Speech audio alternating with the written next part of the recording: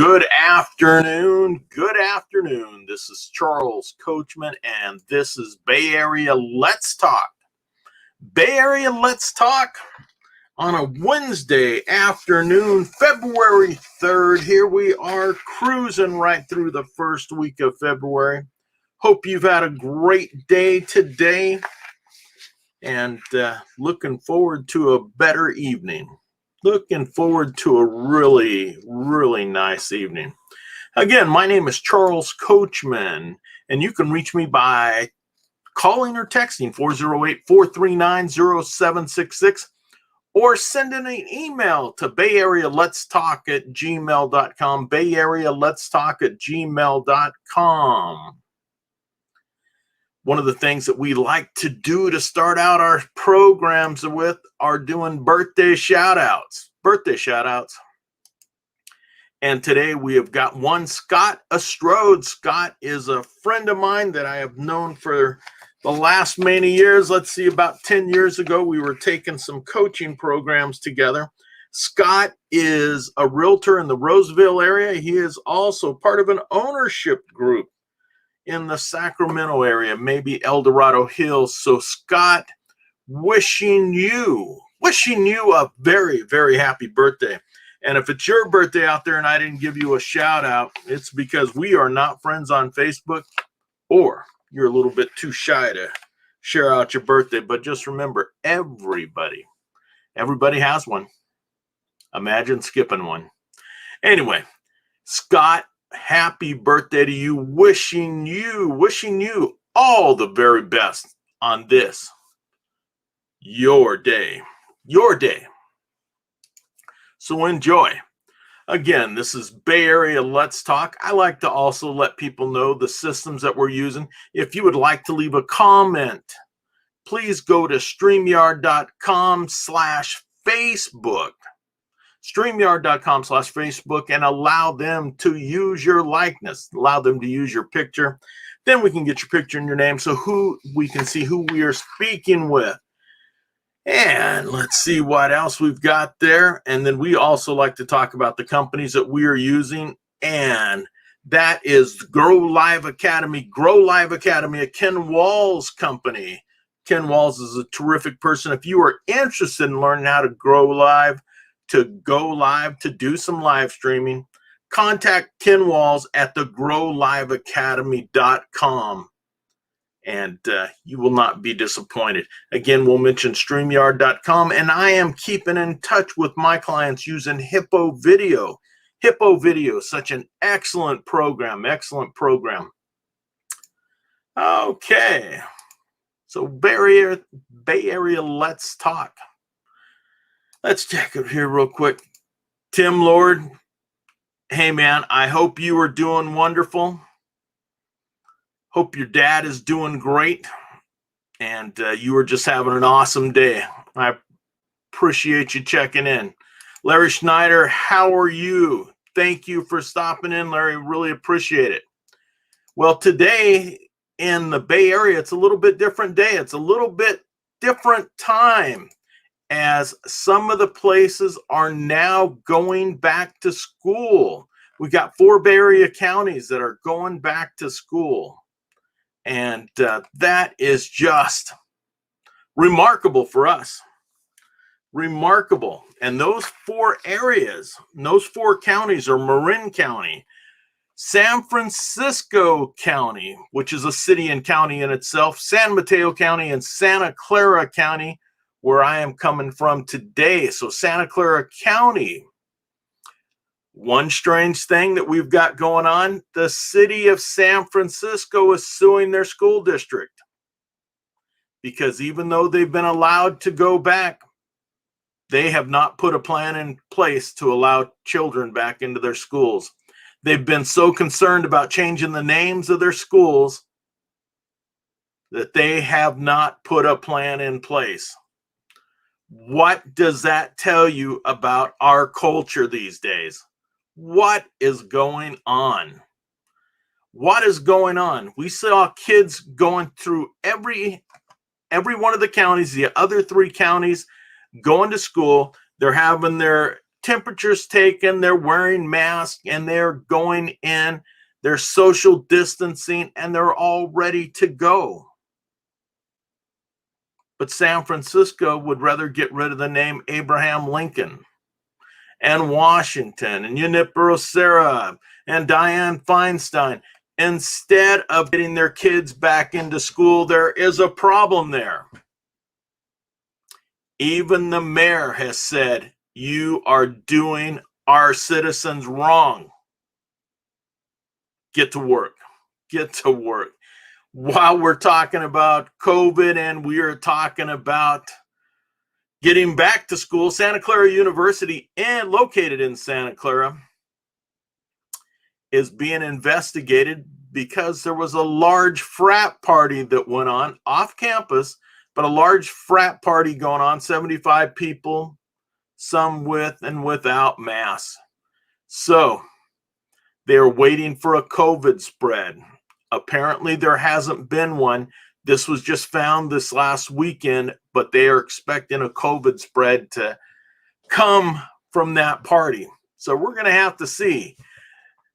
Now, college students, these young kids are doing what's right. It's up to you to do what's right and follow the rules there at your school. Taking a look at some of the notices that we're getting from around the Bay Area, some of the things that we're learning. Oakland Coliseum is going to be used as a mass vaccination site. The Oakland Coliseum, place and formerly the home of the Oakland Raiders, still the home of the Oakland A's, is going to be used as a vaccination site. So that's the first mass vaccination site that we are going to be having set up in the Bay Area. And hopefully there are many more to come along. But what are you going to do if you don't have the vaccinations? You can hope and wish and plan all you want, but got to have the vaccines to go ahead and get everything set.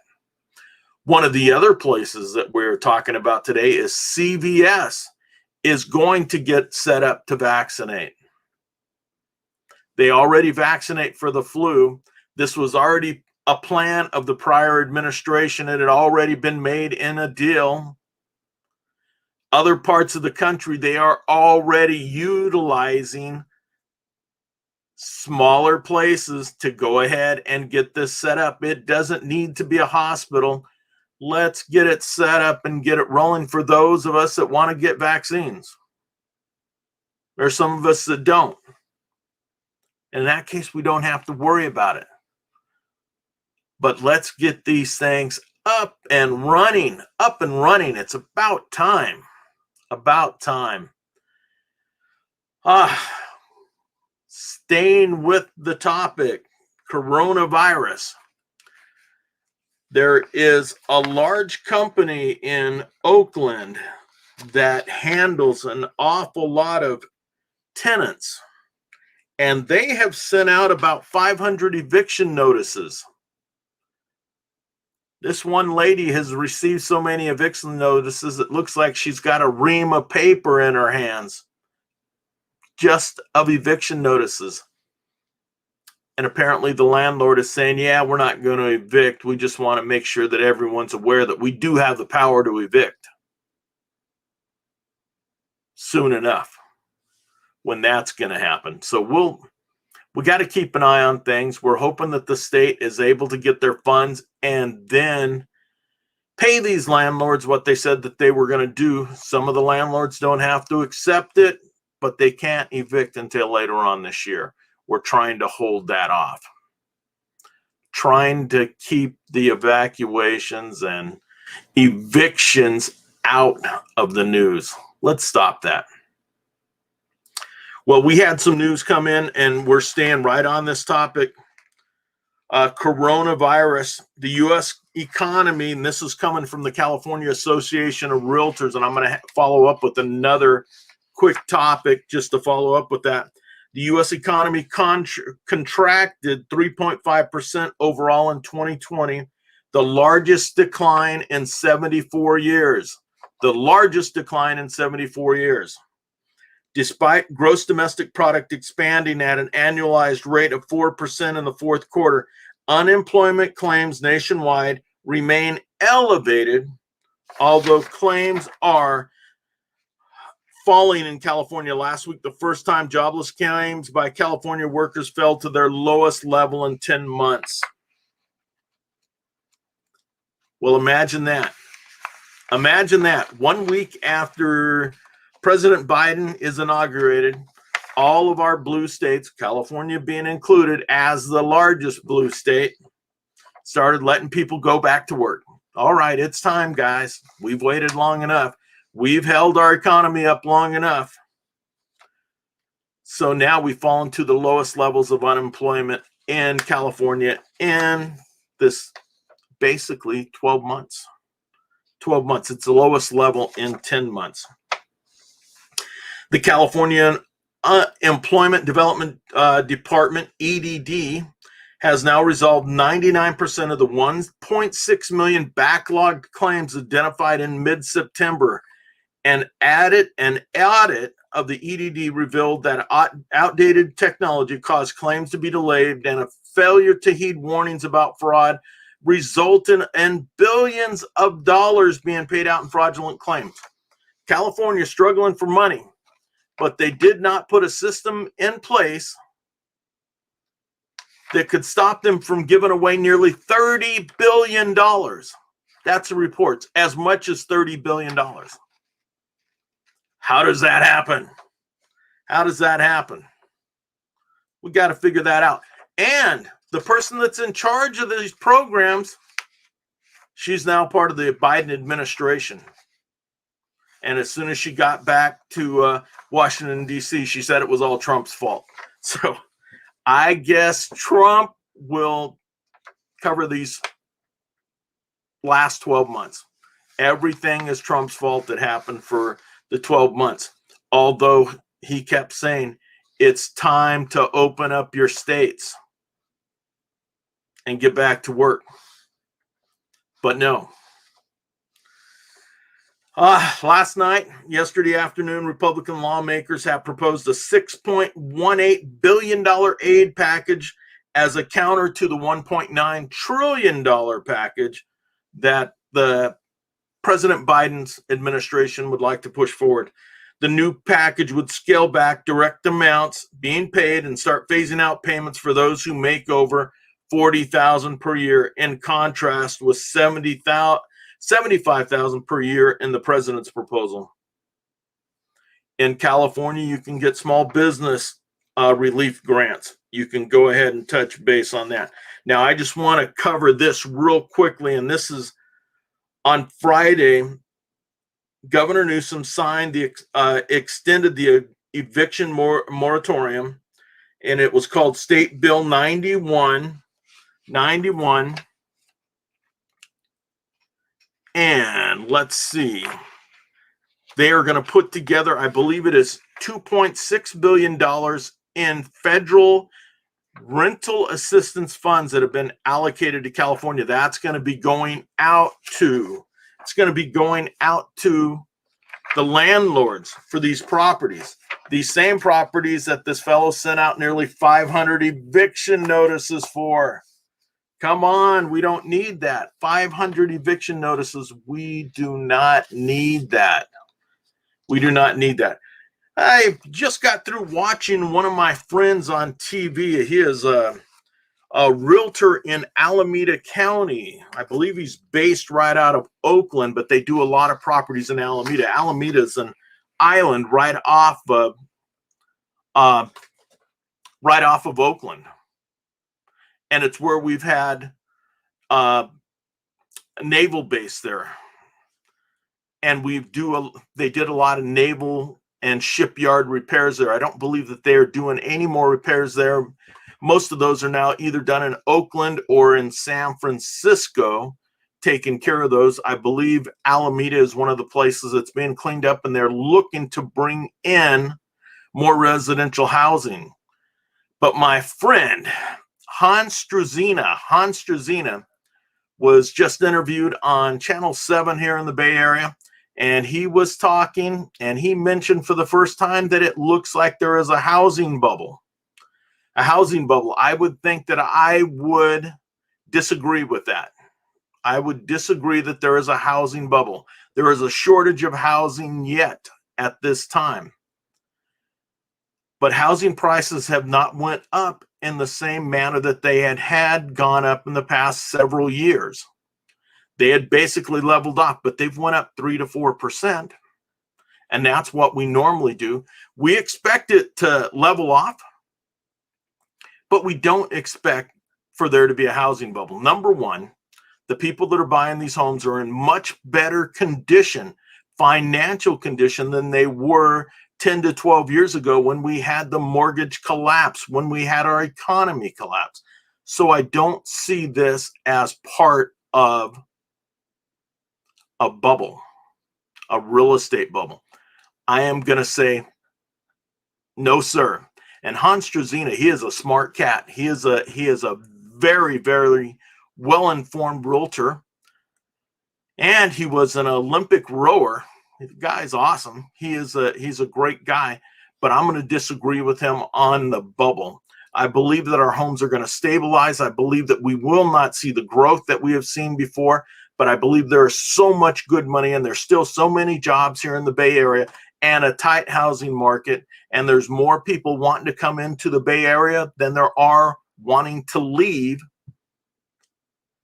I believe that the single family home market is going to stay strong. Pricing may level off, but it's going to stay strong because we do not have enough single family homes. Now, one of the things that I will agree with Hans on and about is condos and townhomes. He is saying that he is seeing that the people are a little bit nervous about moving into places, especially in the high-rise units where everybody's living on top of each other and may have to take an elevator and breathing in air from other people, from strangers that you don't know. People are being a little bit cautious with that, and I do not blame them. I do not blame them. But that's going to leave an opening in the market. Condos and townhomes throughout the Bay Area, they are soft. It's taken about 2 months to sell a condo or a townhome in the Bay Area. Homes are selling within 30 days at the most, single family homes. And many, many times you're getting over asking and you have multiple offers. I do not call that a housing bubble. I say that it is too little inventory. Too little inventory. That inventory will open up, I believe, once more of the restrictions are released. And yes, we do have a lot of people leaving California. And yes, it is something that we have seen for the last few years. Probably the last decade, we've been seeing more people leaving, but we are still having net growth in the Bay Area. We have more people wanting to come into the Bay Area because this is still the main site in Silicon Valley. This is the heart of the high-tech industry and the brains, the heart and brains of the high-tech industry. So people want to be here. Even if they can work from home, they want to be here when they have to go into work. I have helped people from Apple in the last couple of years. I've helped people from Google in the last couple of years. Two of the major players in the Silicon Valley. Now, my friends that I've helped purchase homes in the last 12 months, 12 to 24 months, their travel has been restricted, obviously. Had one of my friends that used to go to Korea and go to China for Apple, no longer doing that. He's doing everything online with a Zoom call. Or I'm sure that Apple has their own network set up where they can go ahead and do everything themselves and have a tight unit there. But we are seeing a tightening in our market. for single family homes, and that is nothing new. For the last several years, we have seen our market grow and the prices of homes grow. But we are slowing down. We're not seeing that steep 10% growth. We're seeing the 3 to 4% growth. And that's a good market. That's a good, stable market. We are just not building enough single family homes anymore. And reason being is because all the counties got together and all the heads of the state said, we are going to be building all these tight-knit communities around BART, around our mass transit. We are going to set up areas around Caltrans. We are going to set up areas where people can take mass transit. And what's happened to mass transit? Mass transit is being beat. They are being whooped. BART is going to lose probably a couple $100 million this year because their ridership is down about 80%. Because nobody wants to sit in a car with anyone else. Take a look at BART. We are going to have to get used to the fact that it's going to take a long time for people to take mass transit again. There used to be complaints about how dirty BART was and all the stuff that went on. So do you think people now want to climb on there and say, hey, I want to go back to work? Those people are staying home or they're taking their own cars because they don't want to take BART and take a chance of getting sick. So these are things that we've got to really think about. And this is something that our counties, our city planners, our county planners, our state planners have built. We've got all this housing that's been planned and it is tight. It is one person on top of another, one house on top of another, condo high rises throughout the Silicon Valley. And now nobody wants to live there. We'll get past that. COVID will go away. The flu season will go away. And people will understand that, hey, you know what? The prices for condos and townhomes may come down a bit. It may have to because the market is softening there. But single family homes, no bubble. That's the main point. That's the main point. Tom Gann, how you doing? Tom, good to see you. Thank you for joining us. Frank Nell, it is afternoon here. I am sure it's late evening or early morning in the Philippines, so I wish you all the best. I hope you are going to have a great day, or maybe you need some rest. Need some rest. Okay, we are going to transition right into our rock and roll. Today is a big day, and we're going to get to that very shortly. But one of the people, let's see, on this date in 1947, Melanie Sofka is born in Astoria, New York. In 1947, Melanie, most remembered for Brand New Key, a song that she made famous back, I believe it was in 1971, but the song that I remember more than anything is called Lay Down. Lay Down. And it became a huge, huge song. And I believe that was either done in 1969 or 1970. And it is a very popular song. Another song that she had is What Have They Done to My Song, Ma? And I can remember that. And I can remember Lay Down was just a dramatic song. It was during the time of real civil rights struggles. Huge civil rights struggles. And what we were going through in 1970, what we were going through in 1969, what we were going through with the Vietnam era. And our country was changing. We may be facing another change here we are 50 years later. But the struggle then was real. The struggle now is not quite as real, except for the difference in our wealth gaps. But now we need to fix that, and we fix it by doing our own parts, by each of us doing our parts. And we've got to do that. On this date in 1947, Dave Davies, Kinks guitarist. Dave was actually the founder of the Kinks. His brother later joined him. But if you remember the Kinks, they had some incredible songs. They are still some of the best songs ever recorded. You Really Got Me, Sunny Afternoon, Lola, Tired of Waiting, All Day and All of the Night. And one of our son's friends just had a daughter named Victoria. And I said, oh man, here's her song. And it was Victoria by the Kinks. So Dave Davies, happy birthday to you. Melanie, happy birthday to you. Well, here's the big thing today. On this date in 1959, and I've got chills because I love the music of each one of these guys. I was born in 1959. This happened less than a month after I was born.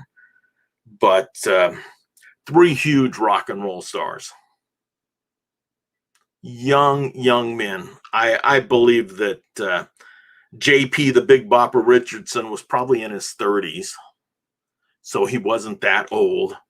But here we had Buddy Holly. I think he was 22 years old. Ritchie Valens, I believe he may have been 17 years old. And they took off from Clear Lake, Iowa to head into North Dakota to do something called the Winter Dance Party. And their airplane went down. The airplane went down. And it was a sad day. And it inspired the song American Pie. Bye Bye Miss American Pie.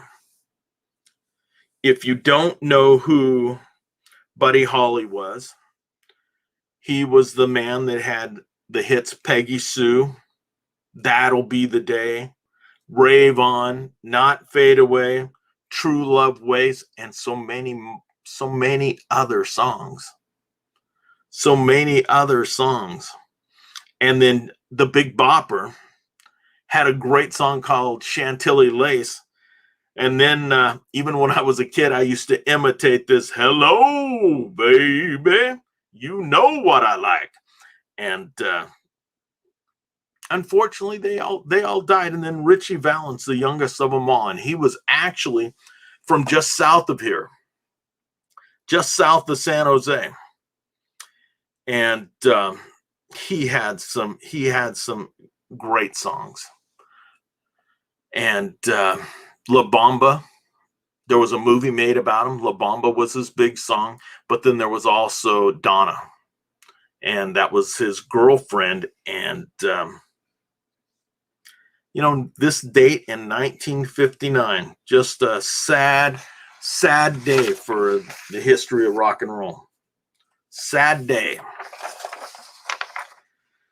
This date in 1966, Paul McCartney attended a performance of Stevie Wonder playing at the St. James Club in London. He was 15 years old. Stevie Wonder was 15 years old, and Paul McCartney was glad to meet him because this guy was a genius. Still is. 1966, Beach Boy Carl Wilson married his girlfriend Annie Hinch in LA. On this date in 1967, Otis Redding, the Marvelettes, Aaron Neville, and the Drifters were playing at the Civic Auditorium in Knoxville, Tennessee. On this date in 1968, the Beatles were putting together Madonna, recording Madonna, and Paul McCartney was singing it. Lady Madonna. 1968. 1968, on this date, a group called the Lemon Pipers had the #1 song, a song called Green Tambourine. One-hit wonders. On this date in 1973, Elton John had the #1 hit, Crocodile Rock.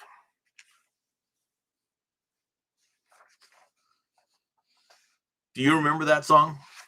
Do you remember that song? Me and Susie had so much fun.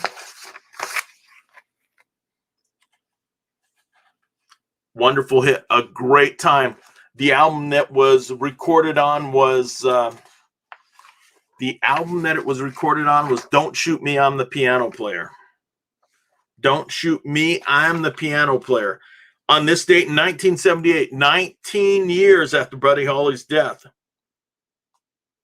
it was revealed that his Texas birthplace was scheduled for demolition by the Lubbock Building Department.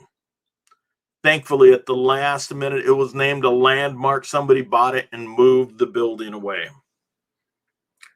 So his birthplace still stands. It's just in another city now. 1979. Now, this is when life got good for me and life was out on my own, enjoying things. Blondie hit #1 with Heart of Glass. Heart of Glass. Just incredible. I love Blondie. Went to see Blondie. Enjoyed Blondie.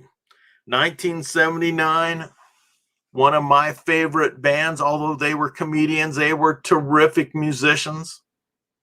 The Blues Brothers went #1 on the U.S. album chart. Dan Aykroyd and John Belushi. The Blues Brothers went to #1 with Briefcase Full of Blues. Briefcase Full of Blues. Man, I love that album. I love that album. I think I wore out several cassettes playing that. On this date in 1982, and I saw them in 1981, they were one of the opening acts for the Rolling Stones at the Candlestick Park where the 49ers were playing. The Candlestick Park, the year the 49ers, just a few months before the 49ers had the catch, which sent the 49ers onto a streak of about 5 world championships over the next 15 years. But Jay Giles was one of the opening bands. Actually, the opening act was George Thorogood and his Delaware Destroyers, another terrific band. But Jay Giles was the second band that came up. Their big hit was Centerfold. Centerfold.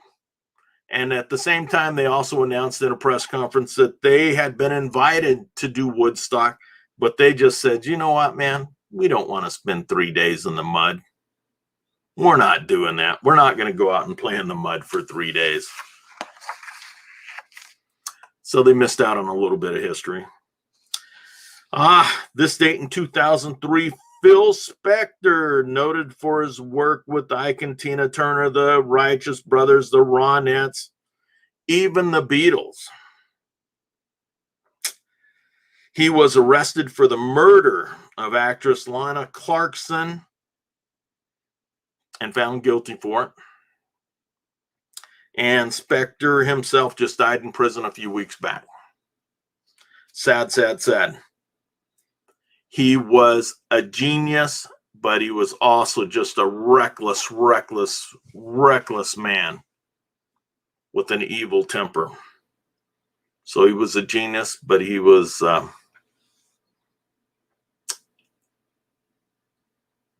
there were too many things that were mixed up and messed up in his mind.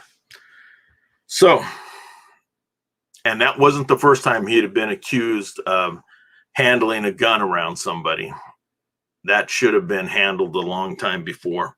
And then on this date in 2004, sax player Cornelius Bumpus died of a heart attack. He was an amazing saxophonist. He was 58. He had been a Doobie Brother. He had played for San Francisco's Moby Grape and also had played with Steely Dan. Well, it's a breakup day to 2006, the Sheryl Crow and cyclist Lance Armstrong. Hold on, I gotta wipe my tears. They broke up, never to come back together, and probably the best for all of us, for the whole world. So that is this day in rock. I hope that everyone has a great evening. Thank you for tuning in. If you'd like to share this out, we would love it. We would appreciate it. Music is just a passion of mine, which I just enjoy. And as I'm getting older, I'm trying to dig in and find out about some of the stuff that I missed as a kid. Grew up in the Bay Area my whole life. And so there was a lot that went on in the 60s, and I was just still very, very young. A lot of the greatest rock bands broke up in the 60s. They started in the 60s or in the late 50s and broke up in the 60s. And when the 60s ended, I was only 10 years old. So there was a lot that I missed, but there is so much more that I'm learning from it. And I just love it. Anyway, wishing everyone a great day. Thank you for tuning in. This is Bay Area Let's Talk, and I'm Charles Coachman. Have a wonderful evening. Take care. God bless. Bye.